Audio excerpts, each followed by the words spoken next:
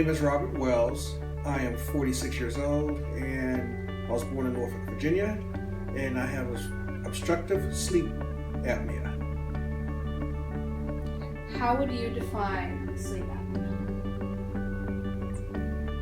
I would define sleep apnea as not being able to enter REM, which is rapid eye movement, properly or for a very long extent of time when you're sleeping at night, and during the daytime when you're up, you feel the repercussions of not sleeping properly all night, not being able to go into deep sleep. I do not currently know of anyone in my family that has sleep apnea at all. I know my mother snores, but I don't think that it has gotten to the problem of sleep apnea. And how old were you when you were first diagnosed? When I was first diagnosed, it was when I was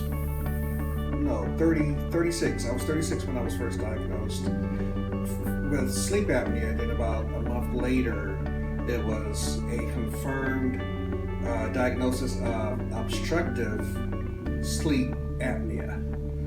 And how old were you when you first experienced symptoms?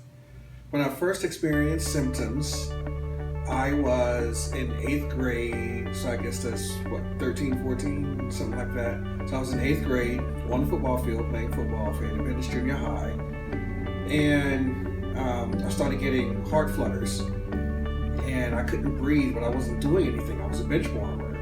But earlier that year, there was a high school player who died on the football field, and he had just told his coach that he couldn't breathe and that his heart was beating fast. So everyone was really concerned, pulled me out.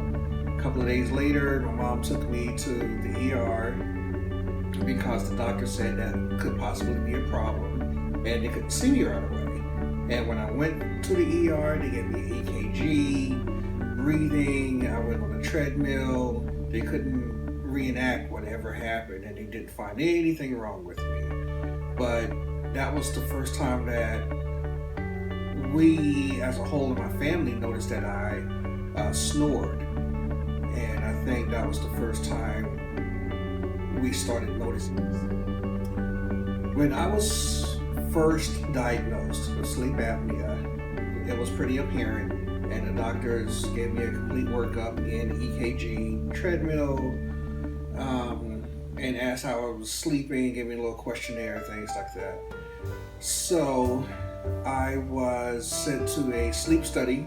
I did a sleep study for 2 nights in a row. The first night was kind of inconclusive because I didn't know it was as bad as it was. Went back the second night knowing that they were looking for a second or more obstructive kind of nature of how I was sleeping. And from that night on, I skipped the CPAP, which is what I think most people with sleep apnea get, and they prescribed me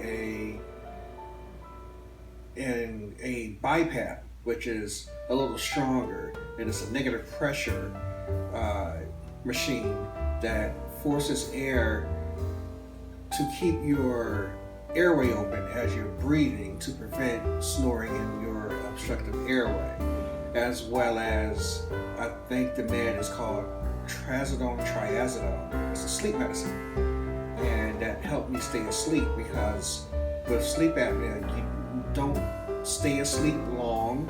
I wouldn't sleep more than 3 or 4 hours at a time, but I did it all day long. And did any of these medicines that they prescribed to you, did they interfere with anything you might have already been taking? I didn't take, that was my very first prescribed medication. So no, it didn't interfere with anything. There were no contraindications, but it was different because it put me to sleep and I slept all day anyway. So it was contraindicative of its own. It was crazy. This is my ResMed BiPAP machine.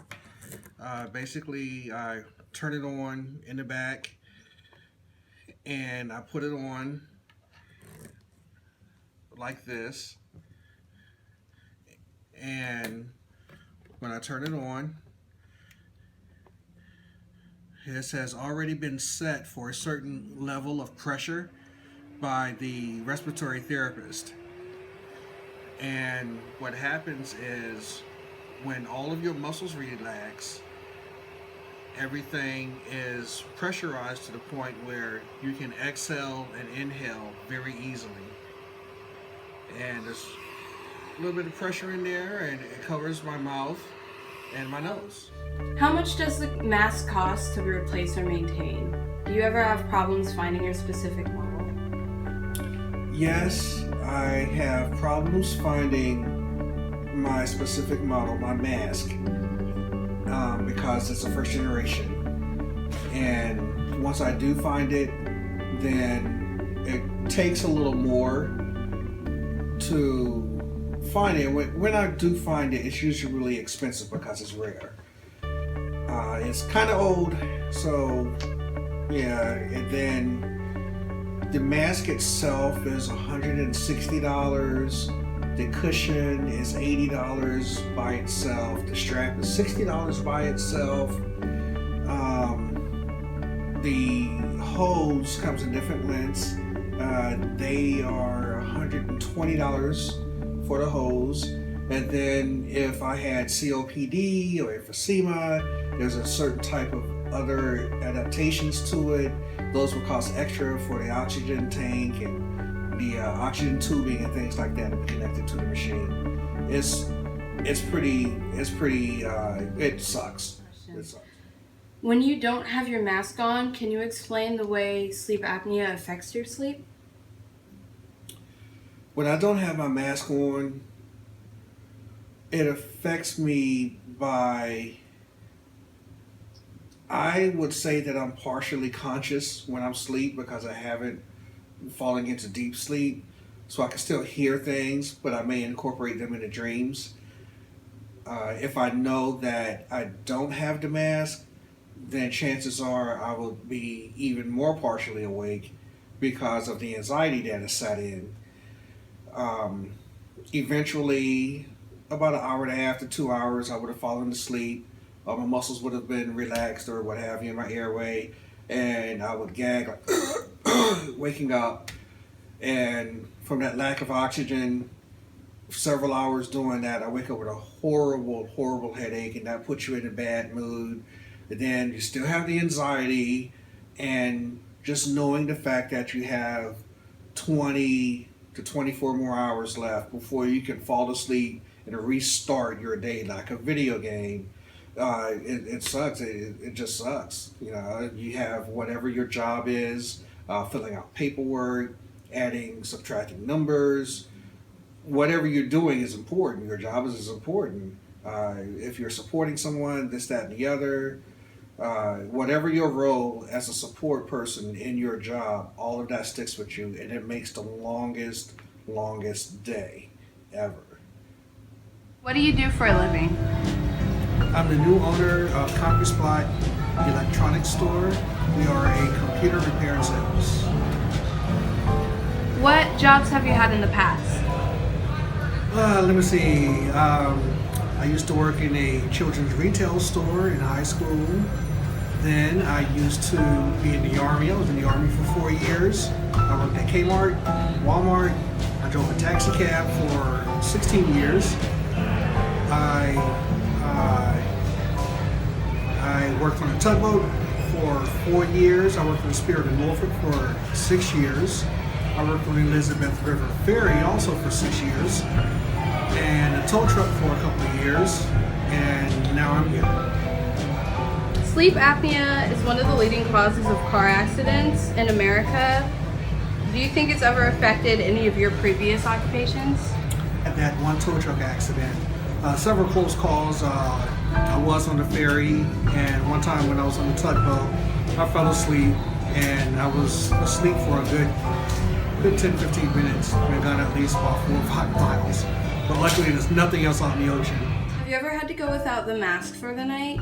Was it scary?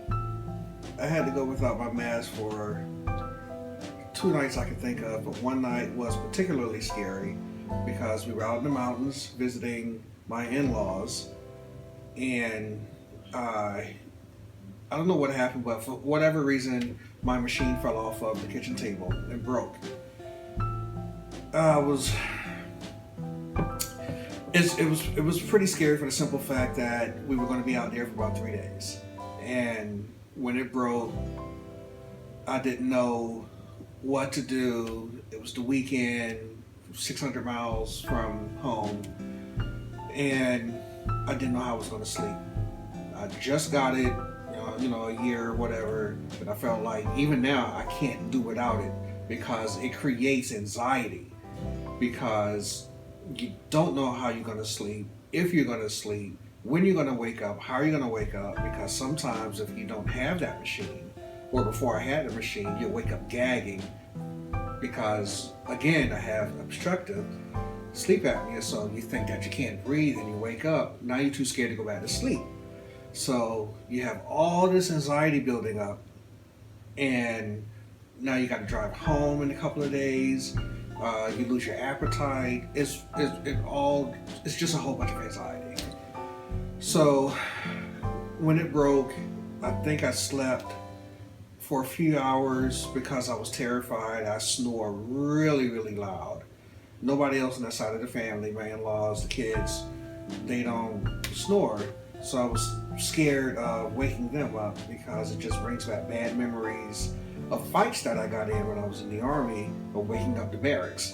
There's about 10 or 11 people in each barracks room, dorm room. And, hey, roll over, shut up, stand up, wake up, all over again. But this is my family, and it's supposed to be vacation. And it was pretty terrifying, but something I did on my own. And you said there were 2 nights. What was the second night like? The second night was me spending the night over my father's house. And I did that because he had surgery, so I was supposed to be helping him. And if I can't help myself, then I can't help him. So it was pretty scary because I couldn't sleep very well, and again, it brought me right back to the paperwork that I was supposed to be doing, or was supposed to have been doing, and sometimes went wrong when I was in the Army, the inmate prisoner paperwork for administration. So here I am supposed to be caring for a family member, and I couldn't take care of myself because I forgot my machine. Do you think your BiPAP has improved the quality of your life? I seriously think that the BiPAP has improved the quality of my life. Before the BiPAP, I had a lot of issues staying awake during the day. I had issues focusing. I used to wake up 3 or 4 o'clock in the morning after going to bed at 12. So I couldn't go to sleep. I couldn't stay asleep.